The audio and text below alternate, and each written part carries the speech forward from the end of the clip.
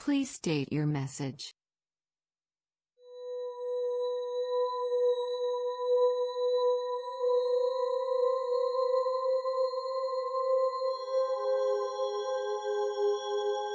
Three-Eyed Frog presents The Heart of Ether.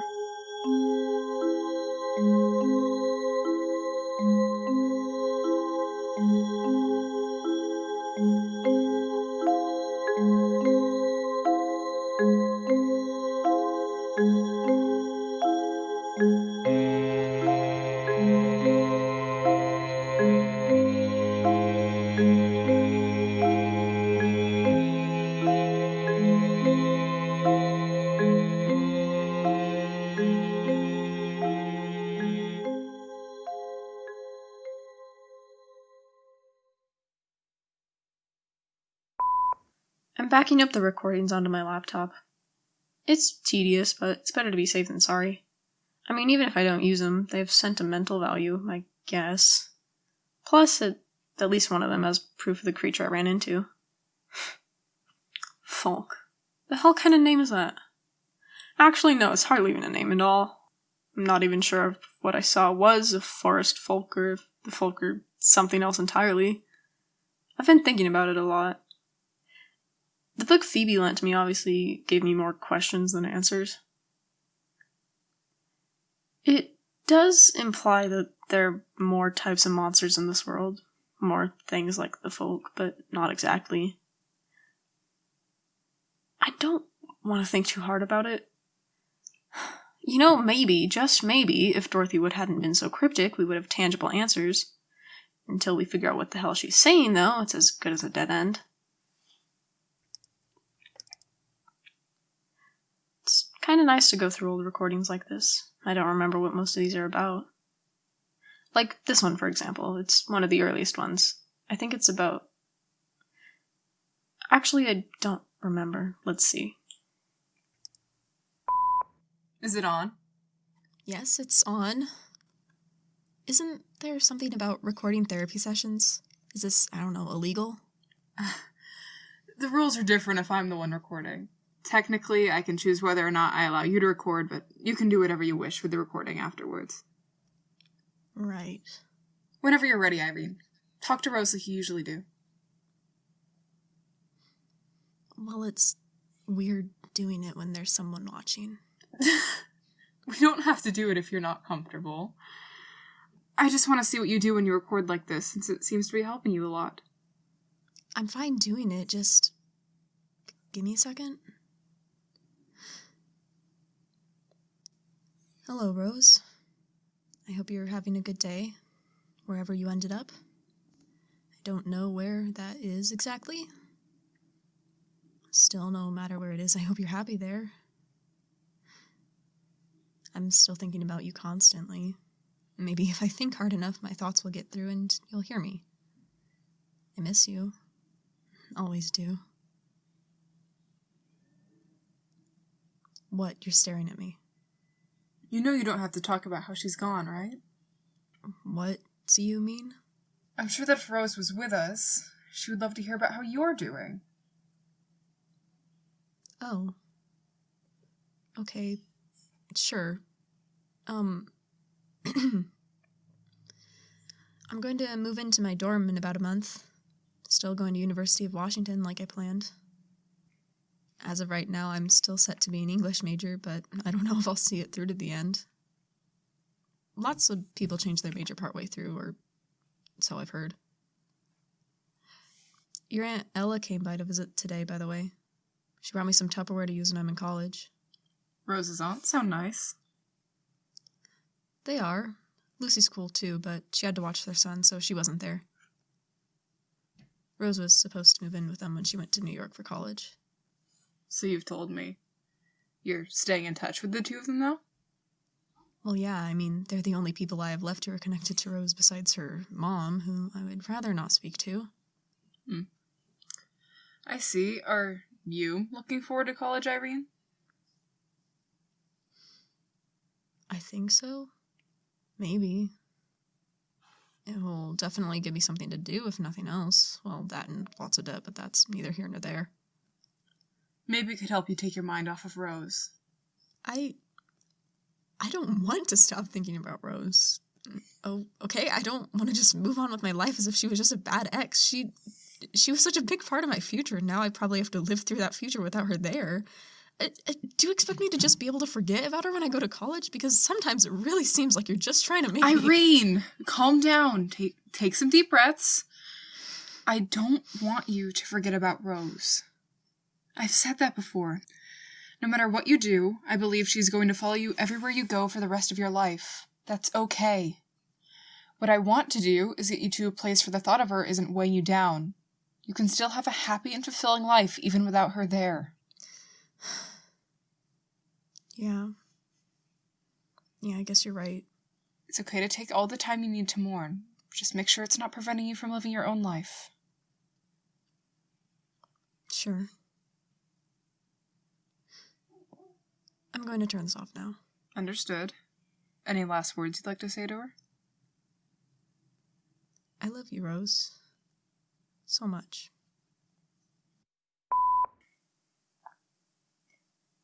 Kind of a rough one, but you get the idea. Damn, I used to be so angry all the time. I guess it's one of the 5 stages of grief, so it makes sense. A lot of my first recordings were mostly me screaming and crying, if I'm being honest. Oh, come on, please don't crash on me, not now. I am not a liar. I just saved your life. I would never lie to her.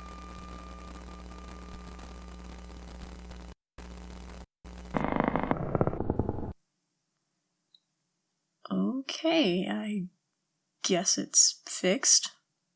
That was weird. The screen just kind of bugged out for a bit. Huh. Let's keep scrolling, shall we? Let's see. What? I don't remember this one. It's from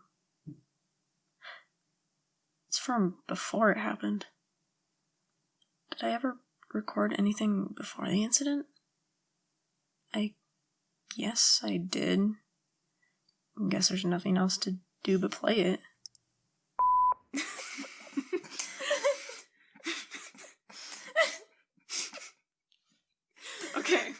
Okay, I'm recording this. Oh my god, are you serious? I just want it on record that you, Rosemary Quinn, Stop! have read all of the Twilight books all the way through. Okay, can I explain myself? Oh, by all means, go ahead.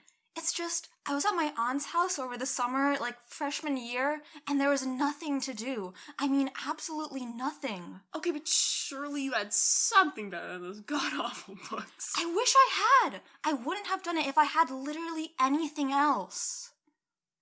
But you finished all of them. Front to back. Yes. And how were they? They were fine.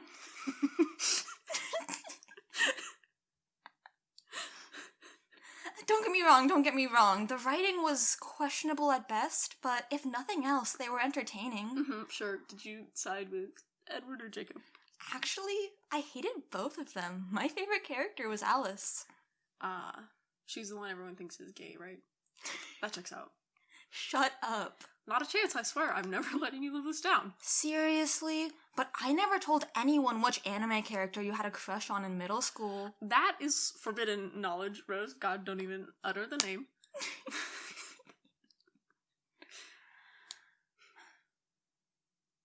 We should get married. What? Whether it's right after we turn 18, or if we decide to wait until after college. Either is fine. We should, though. We've already been dating for 2 years, and I can't see myself loving anyone else. Do you not want to? No, it's not that. It's just, we haven't even graduated yet.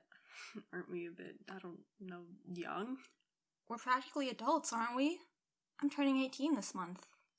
I know, and I turn 18 right after that. It's just... Then why can't we? Are you going to break up with me?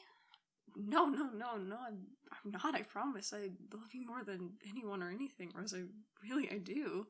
I love you too, dear. I just don't want to rush into a wedding and then have, I don't know, financial issues down the line or something. It just seems way too soon to be thinking about that stuff. It has nothing to do with how much I love you, though.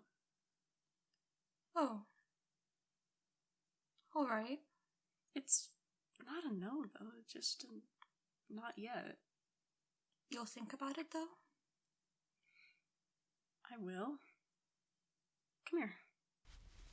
I'm sorry if I made you uncomfortable. No, it's okay. I love you. Love you too. When was the last time I heard your voice, Rose? It had to have been years, right? Oh God, all this time I thought I knew your voice perfectly. I was wrong, though. It's different than I remembered. Another new file just loaded. It's a voicemail, though. Are voicemails even backed up this far back? I could have sworn I cleared out my inbox ages ago. It's from a month before you left, though. Hello, dear.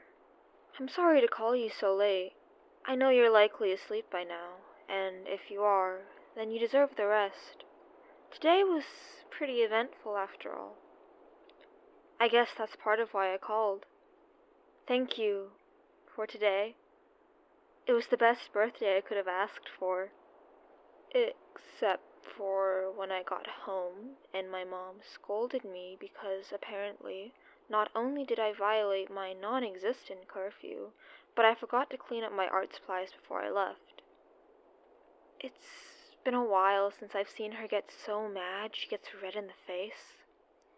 It's a familiar sight, though, with familiar hollow threats. You know how it is.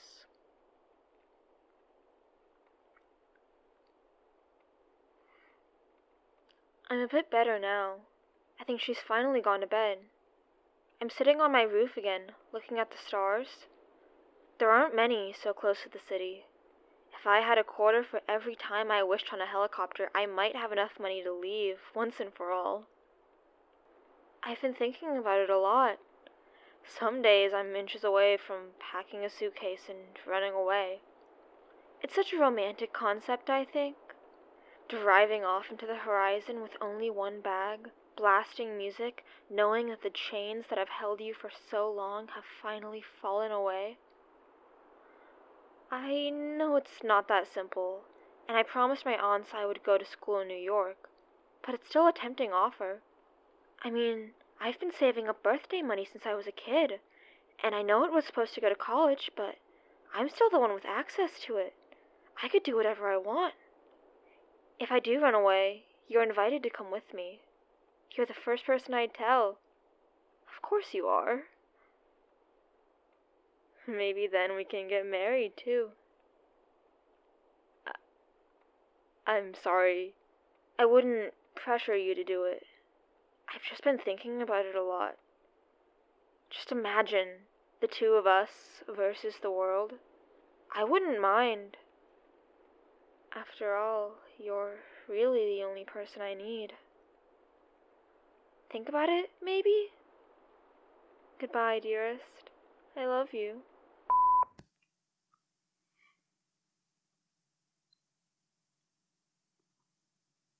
Do you remember your 18th birthday? I picked you up and we got ice cream. Sat on the swings in the park together, while I had mint chocolate chip and you had cherry. It melted down your hand and dripped all over your skirt, and you just laughed. I don't like thinking about that day. It just reminds me of all the things that didn't happen. There's another voicemail here. It's from the day after the last one. Hey Rose, sorry, I just woke up. I got your message. I wish I could have answered sooner, but if you want to talk about what happened with your mom, you can always text me. Nothing's good enough for her, is it? You worked so hard to do well with your entire high school career, yet here she is saying that you're lazy because you, forgot to clean up your paint? And when she does care to acknowledge your achievements, she's not actually proud of you, God forbid. No, she thinks that you're just trying to make her look bad. What kind of parent has such an ego problem if they see their own child succeeding as a threat? And you of all people should know how manipulative she is. I mean, you're going to study psychology. You didn't even do anything to deserve any of it, but of course she'll never own up to her mistakes. She acts like it's your fault, and it's so... I'm sorry, I wish I could make it stop. She's hurt you for so long, you don't deserve it. If it helps at all, I thought about what you said a while back. I think I want to graduate first, but after that, I don't see why we can't run away and get married. Text me as soon as you can, okay? Let me know if I can help. I love you. Bye. I don't know how the voicemail I sent got in here. I don't know. I didn't know back then. How did I not know? That future we built together, it was doomed from the start, wasn't it? There's a phone call in here. I don't know how it got there, seeing as I've never recorded any of my calls. I recognize the date, though. I know exactly what this is. Hello? Irene, have you seen Rose? No. Wait, hang on, this is Rose's aunt, right? Why do you ask? Fuck. Yes, this is Ella. We met at... Never mind. Are you sure you haven't heard from her? She didn't text you or leave you a note? What happened? We don't know. My sister called us this morning to ask if we had kidnapped her. Of course, we didn't, but she wasn't in her room. My sister said she broke the door handle because Rose wasn't answering, which is... Well, I've known her for long enough. I'm somehow not surprised she would do something so drastic.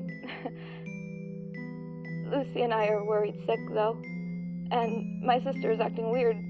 Some of Rose's things were missing, including her bike, and her window was left open. Her cat was gone too, but his food was still there. We're going to have to call the police if we don't hear from her soon, and she hasn't answered any of my calls. Look, I know she had some fantastical ideas at times. Head in the clouds, right? But did she contact you, or have you seen her recently? You're the person she most likely would have told if she was going anywhere. Please, if you know anything, just tell us.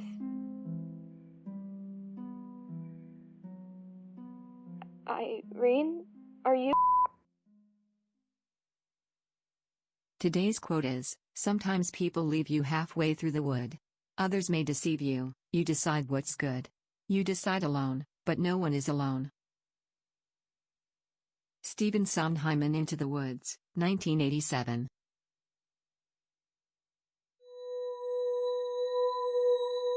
The Heart of Ether is a podcast made by Three-Eyed Frog Presents. It is written and produced by Val West. The voice of Irene Gray is Luka Miller. The voice of Dr. Michaels is Jess Smith. The voice of Rosemary Quinn is Val West. The voice of Ella Story is Aubrey Wilson. Music is produced by Luka Miller. To follow the show and find transcripts, you can follow us on Twitter and Tumblr at Heart of Ether. Questions and comments can be emailed to us at heartofether@gmail.com. Want to help support the show? Rate and review us on iTunes and Podchaser, and talk about the show using #HeartofEtherPod. Thank you for listening.